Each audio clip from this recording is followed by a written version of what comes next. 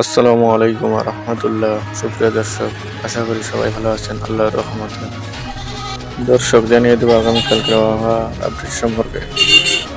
আগামীকাল 17 মার্চ 2026 মঙ্গলবার বাংলাদেশের অধিকাংশ এলাকায় বিচ্ছিন্নভাবে বজ্রসহ বৃষ্টি, দমকা হওয়ার সম্ভাবনা রয়েছে। তবে দিনের বড় একটি সময় আকাশ আংশিক মেঘলা বা রৌদ্রোজ্জ্বল থাকতে পারে। তাপমাত্রা সর্বোচ্চ তাপমাত্রা প্রায় 31 ডিগ্রি সেলসিয়াস এবং সর্বনিম্ন তাপমাত্রা 21 থেকে 22 ডিগ্রি সেলসিয়াস এর আশেপাশে থাকতে পারে।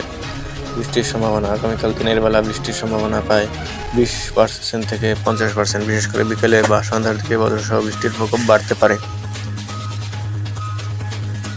বাতাস ও আর্দ্রতা বাতাসে আর্দ্রতার পরিমাণ বেশি থাকতে পারে, যার ফলে কিছুটা ভ্যাপসা গরম অনুভূতি হতে পারে। বাতাসের গতিবেগ ঘন্টায় 9 থেকে 10 মাইল হতে পারে। আজকে সারা দেশের সর্বোচ্চ তাপমাত্রা টেকনাফে 32.7 ডিগ্রি সেলসিয়াস।